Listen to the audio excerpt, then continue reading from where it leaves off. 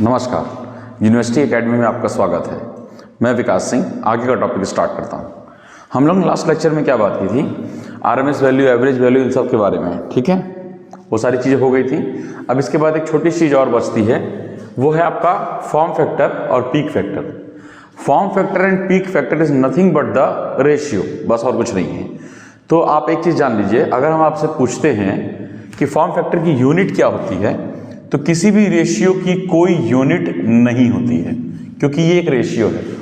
Unit भी हमेशा values की तरह ऊपर नीचे मल्टीप्लाई या डिवाइड होती है। अगर किसी चीज़ का रेशियो ले रहे हैं तो रेशियो हमेशा सेम यूनिट में लेते हैं, और सेम यूनिट में हमेशा वो कट आउट हो जाएंगे तो वो उसकी कोई यूनिट नहीं होगी। तो किसी भी तरह की रेशियो की कोई यूनिट नहीं होती है। कभी भी कुछ भी आपसे पूछा जाए, वोल्टेज रेगुलेशन की कोई यूनिट नहीं होती है, ठीक है। परसेंटेज एरर की कोई यूनिट नहीं होती है, क्लियर है। वो अलग बात है, उनको हम लोग परसेंटेज में निकालते हैं बट 100 से मल्टीप्लाई करके, बट उनको यूनिट नहीं होती है। सिमिलरली फॉर्म फैक्टर और पीक फैक्टर, इनकी भी कोई यूनिट नहीं होती है। तो फॉर्म फैक्टर का फॉर्मूला क्या होता है, नथिंग बट द, याद रखिएगा, RMS value and average value. ये फॉर्मूला होता है आपका फॉर्म फैक्टर का। आरएमएस वैल्यू और एवरेज वैल्यू को, रेशियो को फॉर्म फैक्टर कहते हैं हम लोग, क्लियर है। इसकी वैल्यू होती है 1.11। इसी तरह से एक चीज होती है peak factor. Peak factor, peak factor का भी अगेन कोई यूनिट नहीं होती है, और इसका जो फॉर्मूला होता है वो होता है maximum value upon RMS value. इसकी वैल्यू कितनी होती है, इसकी होती है 1.414, यानी √2, ये वैल्यू होती है इसकी। अब देखिए, एक मिनट, थिंक ये वायर वगैरह कहीं फंस रहा होगा। एक मिनट बेटा, एक मिनट।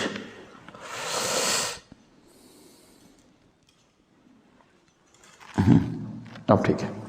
देखो, हमको अच्छी तरह से पता है, अगर हम ऑर्डर वाइज लिखें, एवरेज वैल्यू, आरएमएस वैल्यू और मैक्सिमम वैल्यू, सबसे ज्यादा बड़ी होती है मैक्सिमम वैल्यू, उससे बड़ी होती है, ये देखो ये रेशियो होता है, मैक्सिमम वैल्यू आरएमएस वैल्यू से बड़ी होती है, आरएमएस वैल्यू एवरेज वैल्यू से बड़ी होती है। ये तो जानते ही हो, हमें पता है एवरेज वैल्यू हमने क्या निकाला था, 637 इंटू मैक्सिमम वैल्यू, ये एवरेज वैल्यू का फॉर्मूला था। आरएमएस वैल्यू में क्या निकाला था, 0.707 इंटू मैक्सिमम वैल्यू, और ये तो मैक्सिमम वैल्यू है ही, यानी ये मैक्सिमम वैल्यू का 0.727 टाइम्स होता है, 7 टाइम्स, और एवरेज वैल्यू 0.637 टाइम्स होता है। तो सबसे छोटा एवरेज, फिर आरएमएस, फिर मैक्सिमम। तो हमेशा जब भी देखना दोनों रेशियो निकालना हो तो याद करने का सबसे सिंपल तरीका है, पीक की जब बात करेंगे पीक, तब उसी में मैक्सिमम वैल्यू आएगी, इसमें नहीं आएगी। जब पीक वर्ड इस्तेमाल करेंगे तो मैक्सिमम वैल्यू आएगी, और हमेशा ऊपर वही वैल्यू होगी जो ज्यादा बड़ी होगी। अगर हम फॉर्म फैक्टर कह रहे हैं तो उसमें पीक नहीं आएगा, पीक मतलब मैक्सिमम नहीं आएगा। तो बची कौन सी दो वैल्यू, आरएमएस और एवरेज। उसमें ऊपर कौन सी रहेगी, जो बड़ी होगी। आरएमएस बड़ी होती है तो आरएमएस ऊपर रहेगी। सिमिलरली पीक में क्या होगा, पीक के बाद अब बाकी की ये दोनों वैल्यू बची, इसी ऑर्डर में सेम याद रखिएगा, ठीक है। अब कौन कौन सी बची, पीक में एक मैक्सिमम वैल्यू होगी, सेकेंडरी आरएमएस वैल्यू होगी, ऊपर कौन होगी, जो ज्यादा होगी। तो ज्यादा कौन सी होती है, maximum value with respect to RMS value. तो इस तरह से याद रहेगा आपको, ठीक है। आरएमएस के केस में जब हम लोग फॉर्म फैक्टर निकालते हैं, उसके केस में आरएमएस वैल्यू ऊपर रहती है, और जब हम लोग पीक वैल्यू निकालते हैं, पीक फैक्टर, उसके केस में मैक्सिमम वैल्यू ऊपर रहती है। क्लियर, इसको याद रखिएगा, ठीक है। इसके बाद अब थोड़ा सा हम लोग फेज वगैरह के बारे में बात कर लेते हैं। फेज क्या होता है, फेज डिफरेंस क्या होता है, ये सब। फेज समझिए एग्जैक्टली चीज क्या है। कोई ग्राफ है, ग्राफ क्या है, मान लो जैसे वोल्टेज का ग्राफ दिया हुआ है, ये वोल्टेज का ग्राफ दिया हुआ है, ठीक है। और ये आपका करंट का ग्राफ दिया हुआ है। आपको अच्छी तरह से पता है कि वोल्टेज के ग्राफ की पीक हमेशा ज्यादा होगी करंट से, क्योंकि वोल्टेज का मैग्नीट्यूड ज़्यादा होता है। वोल्टेज 215 220 के टर्म में होता है, करंट 2 एम्पियर 3 एम्पियर 4 एम्पियर के टर्म में होता है, तो ऑफकोर्स वोल्टेज को ज़्यादा दिखाते हैं हम लोग। अब यहाँ पर देखिए वोल्टेज और करंट दोनों का जीरो सेम है और हर एंगल पे वो बराबर कट कर रहा है एक्स एक्सिस पे, ठीक है। तो कहने का क्या मतलब है, अगर हम इसकी फ्रीक्वेंसी निकालें तो वोल्टेज की और करंट की दोनों की फ्रीक्वेंसी सेम है क्योंकि वो उतने ही साइकिल कर रही हैं। अगर मान लो ये स्पैन पूरा 1 सेकंड का होता, फर्ज करो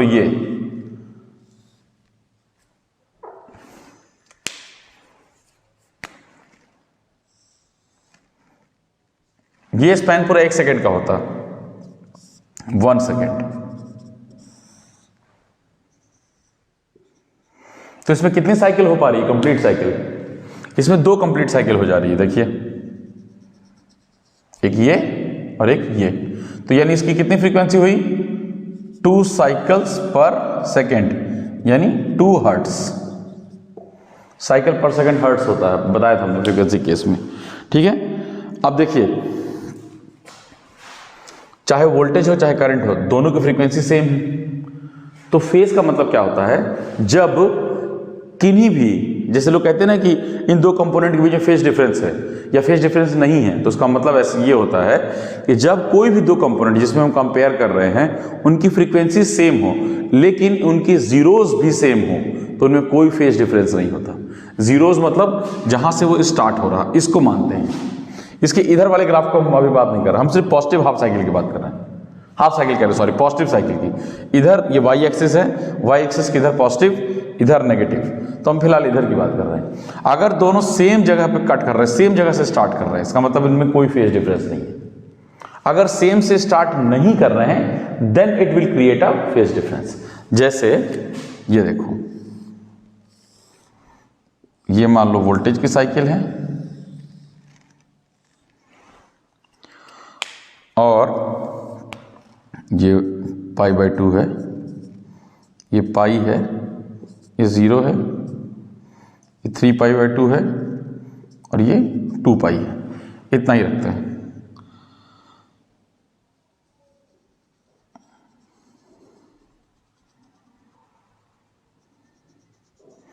ये करंट की मान लो, यानी जब वोल्टेज 0 पे था तब करंट 90 डिग्री पे थी अपने पीक पर, बात समझ में आ रही है।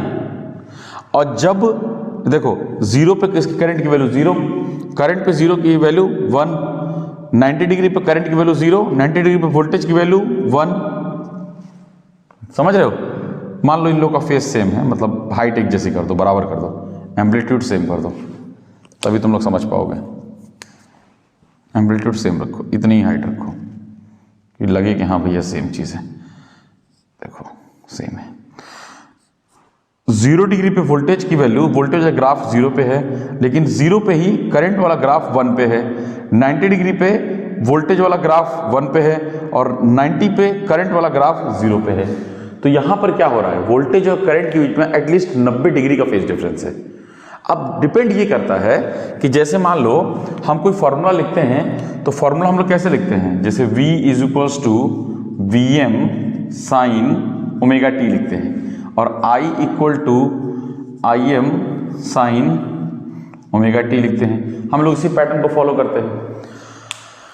अगर ये स्थिति है, मान लो ये वोल्टेज और करंट के लिए ये तो एकदम सही है, ठीक है, लेकिन अगर ये स्थिति है जब 90 डिग्री का फेज शिफ्ट हो रहा है तो क्या लिखेंगे। अगर हम इसको Vm sin ओमेगा t मानते हैं तो इसको क्या मानेंगे, अगर हमारा ग्राफ इधर की तरफ खिसक रहा है, बात समझने की कोशिश करना, इधर की साइड खिसक रहा है, ठीक है। देखो इस ग्राफ को अगर हम पूरा कर दें तो इसका 0 कहीं यहां आएगा, ध्यान दे रहे हो। सबसे बेस्ट तरीका होता है, अगर कंफ्यूजन हो रहा है कि प्लस करना है कि माइनस करना है, तो द बेस्ट वे इज कि तुम ग्राफ को आगे पीछे कर दो, खिसका दो।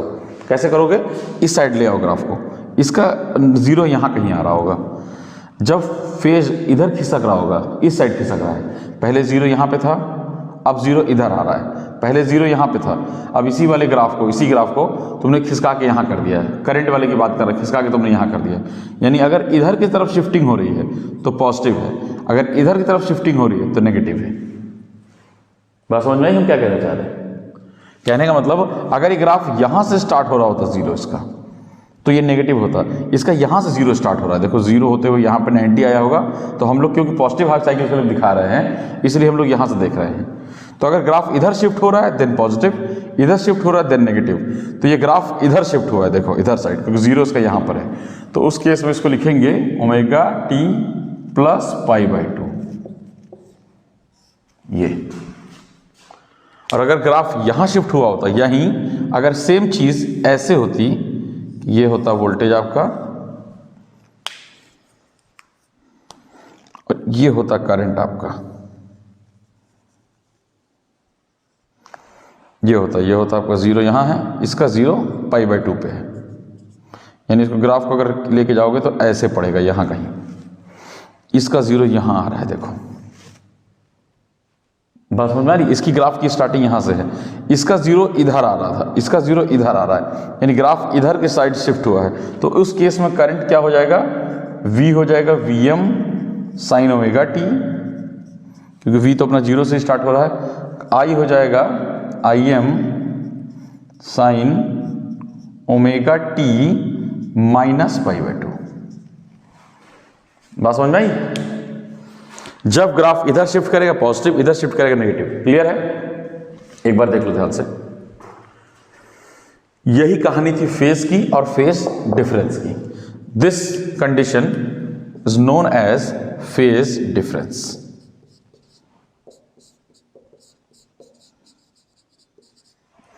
इसे हम लोग फेज डिफरेंस कहते हैं। क्लियर है? ठीक है, चलो।